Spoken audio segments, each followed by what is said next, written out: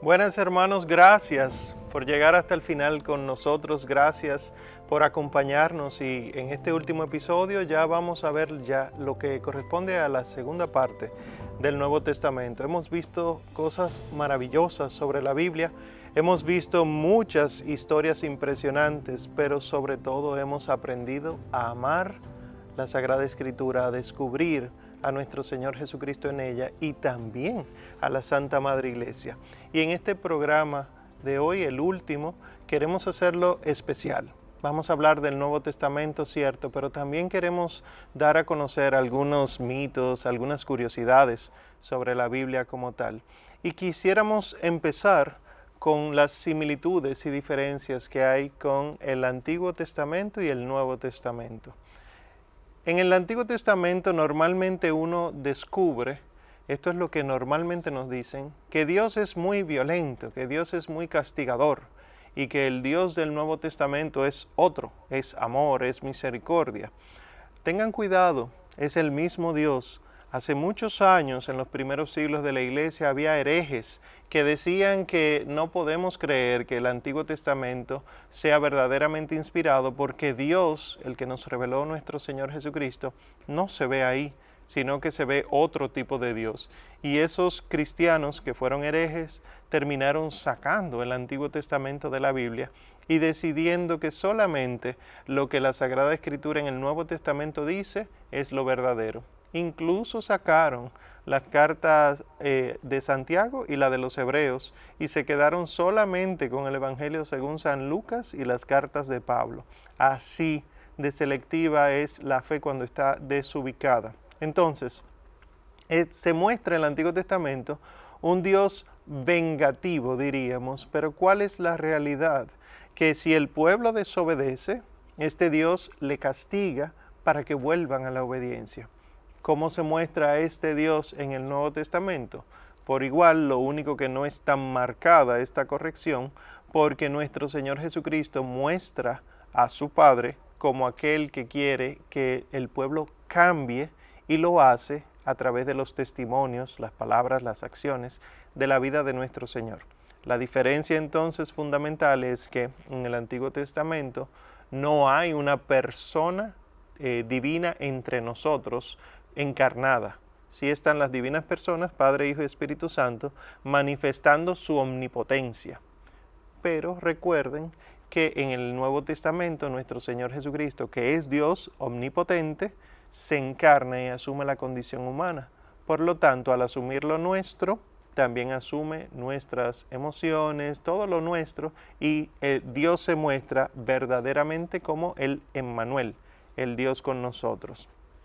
Otra diferencia es que el Antiguo Testamento expone las leyes, y no solamente las leyes, los 10 mandamientos, sino también las normas que luego Moisés dejó al pueblo de Israel para que el pueblo pudiera guiarse, y este pueblo elegido entonces debe practicar las leyes, practicar estas normas, y obviamente habrá consecuencias de hacerlo o de no hacerlo. Si practicas las normas te irá bien, si no practicas estas normas no te irá tan bien.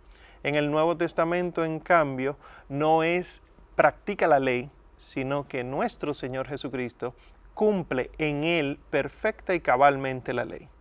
En el Antiguo Testamento, cuando Dios crea a Adán, lo crea con la intención de que Adán y Eva cumplieran perfectamente el precepto del amor, porque fueron creados a imagen y semejanza de Dios. Pero al entrar el pecado, no existe en el Antiguo Testamento completito un solo hombre que pueda cumplir perfectamente las leyes de Dios. En el Nuevo Testamento sí.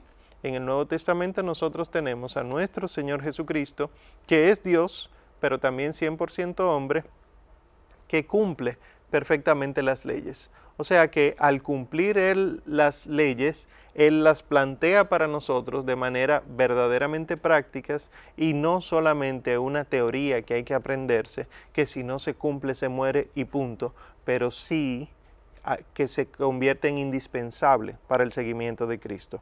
Fíjate que el Señor Jesús al joven rico que se le acerca y le dice, Maestro, ¿qué debo hacer para ganar el cielo? Y el Señor le dice, cumple los mandamientos. Esas son las normas, ¿verdad? pero esto lo hago desde pequeño. Ah, bueno, pues entonces vende todo lo que tienes y dáselo a los pobres. Esto es la consecuencia de cumplir la ley. Cumplir los mandamientos tiene que hacerme cambiar de vida, no mantener mi vida y forzar la ley a mi estilo de vida. No, el Evangelio no se adapta a mí, yo me adapto al Evangelio. Y esto es característico del Nuevo Testamento. Por igual en el Antiguo Testamento nosotros vimos y vemos, lo verán ustedes cuando por fin puedan hacer su estudio bíblico o su lectura, que está lleno de revelaciones, de profecías, de sueños, de visiones. O sea, todo es preparación para algo. Y en este algo, esta preparación, en el Antiguo Testamento no se cumple. Todo es un anuncio de. En algunos casos se puede cumplir parcialmente una profecía u otra, pero no totalmente. Sin embargo, es en el Nuevo Testamento, con nuestro Señor Jesucristo, que todas las profecías se cumplen a cabalidad.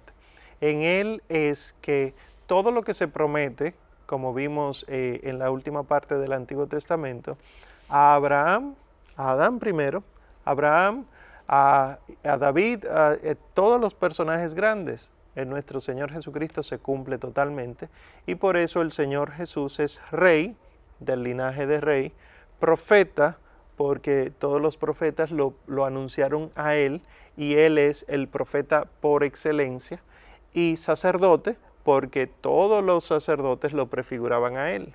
Entonces, en Cristo y a partir de Cristo, todo empieza a tener sentido.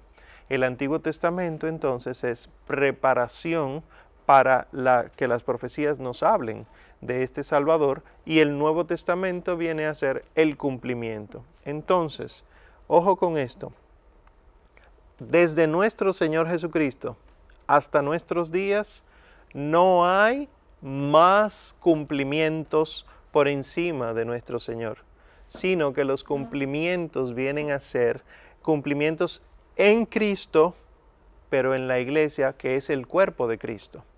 Por eso entonces algunos mártires han sufrido más que nuestro Señor Jesucristo. Por ejemplo, San Juan de Brebeuf, mártir de Canadá, que él le quitaron la piel, los nativos, luego entonces lo cortaron en pedazos y lo cocinaron. Eso es mucho mayor sufrimiento físico de nuestro Señor Jesucristo que nuestro Señor Jesucristo. Sin embargo, eso fue físico. El mártir nunca estará por encima de aquel por quien Él es mártir, que es nuestro Señor. Entonces, cargando con todas nuestras culpas, no solo ahora tú y yo que estamos viendo este canal, este programa, sino todos los que pasaron antes de que existiera todo esto y todos los que vendrán, todos esos pecados cargados en Cristo, se convierten entonces en el cumplimiento de las profecías. Otra diferencia del Antiguo Testamento con el Nuevo Testamento es que en el Antiguo Testamento se prepara la venida del Mesías. El Mesías es anunciado específicamente ya de manera más clara con el profeta Isaías. Esto es 800 años antes de la venida de nuestro Señor Jesucristo. Sin embargo, recuerden capítulo 3 del Génesis, cuando se condena a la serpiente, a Adán y a Eva, que cuando se condena a la serpiente se le promete a la mujer que de ella vendría uno que le aplastaría la cabeza a la serpiente. O sea que ya aquí hay un concepto de Mesías, un Salvador que vendrá a restaurar todo. Esto es cierto, profundamente desde el punto de vista espiritual, pero ya anunciado explícitamente es desde Isaías, y vemos que todos los profetas anuncian el Mesías. Pero ¿cómo el Señor va a anunciar un Mesías para un pueblo que no se reconoce en necesidad de un Salvador? Pues miren qué impresionante es la misericordia de Dios, que Él tuvo que permitir que su pueblo fuera menospreciado, aplastado, encadenado, llevado al destierro hacia Babilonia, para que entonces el pueblo reconociera además de que hizo lo malo contra Dios, que necesitaba que Dios viniera a salvarlos. Y así entonces que el imperio asirio, que el imperio babilonio, el persa, el griego, el romano, todo ese montón de imperios que aplastaron al pueblo de Israel, lo que hacían era que el pueblo pidiera con mayor fuerza que viniera el Mesías. Y así entonces el Señor preparó la venida del Mesías con estas cosas. Nosotros no entendemos la misericordia de Dios. Ser misericordioso en nosotros es practicar la caridad, pero realmente ser misericordiosos como Dios quiere que seamos misericordiosos, como Él es incluso negarse a uno mismo para que el otro entonces pueda salvarse. Y por eso el Señor se encarna. El Señor permite cosas malas en nuestras vidas para que podamos anhelarlo a Él.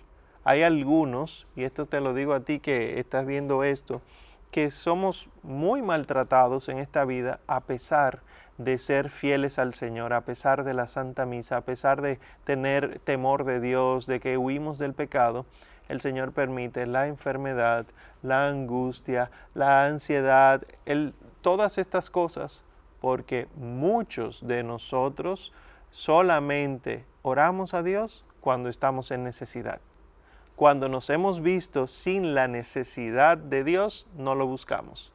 Entonces, si el pueblo se sentía cómodo, libre, entonces no buscaba de Dios.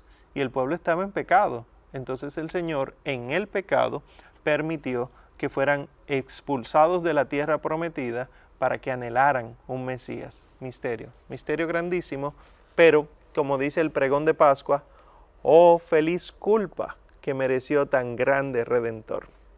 En el Nuevo Testamento entonces, las promesas de ese Mesías sabemos que se cumplen en nuestro Señor Jesucristo, que es el Mesías totalmente, es el verdadero Mesías, no fue una prefiguración, sino que es verdaderamente el que había de venir. No es un hombre bueno, es Dios verdaderamente y hombre verdaderamente, y en Él entonces se une la humanidad y la divinidad, donde podemos nosotros salvarnos.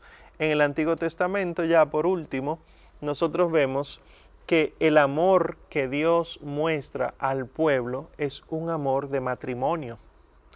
No es amor cualquiera, es un amor que cuando el pueblo pone sus ojos en otro Dios, el Señor dice, eres un pueblo adúltero, eres un pueblo infiel. Si la Biblia completa se resume en la palabra amor, el concepto de amor en el que se resume es amor conyugal o amor matrimonial. Tú serás para mí desposada, ya no serás abandonada, sino que Dios busca a esta esposa, pero esta es una esposa infiel. Por lo tanto, el Antiguo Testamento es prefigurando un matrimonio bueno. Sin embargo, fíjense que en el Nuevo Testamento, específicamente en el Apocalipsis, nosotros vemos que el Apocalipsis termina en matrimonio y quienes se desposan son el Señor con la iglesia. O sea que el pueblo de Israel era una iglesia maltratada hasta que por fin llega el novio y hace que la esposa sea bendecida, vestida de lino fino por las obras de los mártires, y así entonces termina el amor de Dios hacia la iglesia, extendiéndose hacia la humanidad completa. Y es por los santos apóstoles que viene el anuncio de este amor misericordioso de Dios a toda la humanidad, y la humanidad entera, el que quiere obviamente, se hace cristiano, o sea, viene al seno de la iglesia, y desde que empieza a actuar conforme a lo que Dios manda, se convierte en la esposa del Cordero. Impresionante lo que ocurre. Ahora, hablemos brevemente sobre este Dios del Antiguo y del Nuevo Testamento, porque ciertamente uno creería, si no tiene formación, que este Dios es distinto, el del Antiguo, comparado con el del Nuevo. Nosotros vemos que Dios en el Antiguo Testamento enseña al pueblo lo que es bueno y lo que es malo, para que el pueblo desarrolle su conciencia moral, pero si se fijan, Dios no anuncia con frecuencia consecuencias eternas, sino que dice morirás aquí en la tierra, perderás la tierra aquí, perderás tus bienes aquí. Todo lo que Dios va anunciando en el Antiguo Testamento es para que el pueblo se corrija en el aquí y el ahora, y una vez entienda eso, entonces pueda aspirar a las cosas más santas, que es lo que hace el Señor en el Nuevo Testamento. Enseña el Señor Jesucristo lo que es verdaderamente bueno para poder elegirlo, y también entonces anuncia las consecuencias del castigo eterno si no se elige, o los premios eternos si se elige. Esto es bueno que ustedes entiendan como los papás crían a los hijos. Cuando tú tienes hijos pequeñitos, tú no le hablas a ellos de que tienes que tener anhelos, tienes que mirar al futuro. No, tú le enseñas las normas de aquí y de ahora. No se suben los pies en la mesa.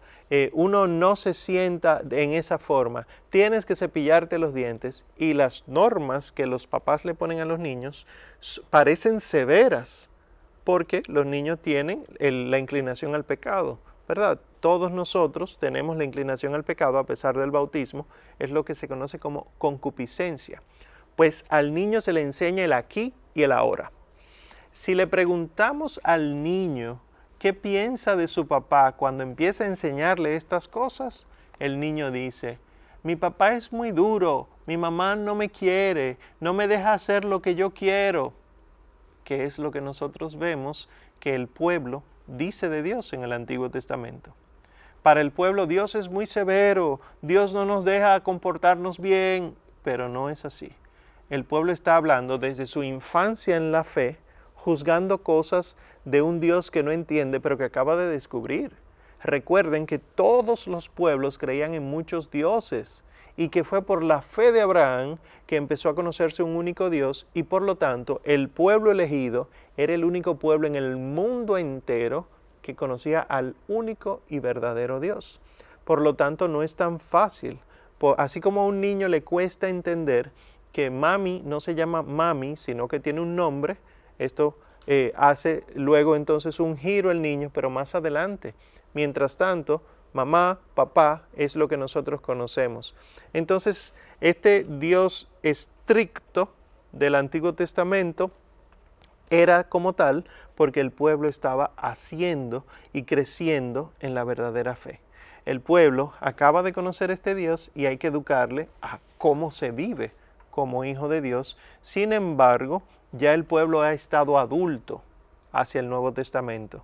Por eso vino el Mesías, porque ya el pueblo esperaba un Mesías. Miren la Virgen Santísima, ya el pueblo conocía los mandamientos, ya el pueblo sacrificaba los sacrificios que eran medianamente agradables a Dios, pero ya era adulto. Entonces, cuando ya uno es adulto, ya el papá, la mamá, no tiene que decirte, tienes que cepillarte después de cada comida, no tiene que decirte, apaga la televisión, no te acuestes muy tarde, sino que ya hay una especie de autonomía.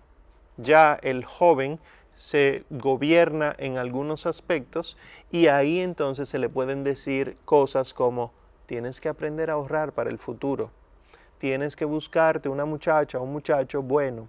Estos consejos que ustedes le dan a sus hijos es lo que hace Dios entonces, y viene el Hijo de Dios a decirnos estas cosas. Y por último entonces, el Dios en el Antiguo Testamento muestra cosas milagrosas, magníficas, pero en la naturaleza. El Dios en el Nuevo Testamento las muestra ya sobrenaturales, pero es el mismo Dios. A un niño tú no le puedes explicar de los asuntos políticos, aunque viva dentro de un país donde hay política. A un adulto sí. Y entonces concluimos haciéndoles entender a ustedes que es el mismo Dios, que no tengan miedo, sino que entiendan ustedes que el Antiguo Testamento expresa una manera distinta de comprender a Dios, no porque sea otro, sino porque el pueblo estaba aprendiendo a conocerlo. Manténganse ahí en sintonía, que luego vamos a seguir con otras cosas interesantísimas en este último episodio sobre este viaje por las Escrituras.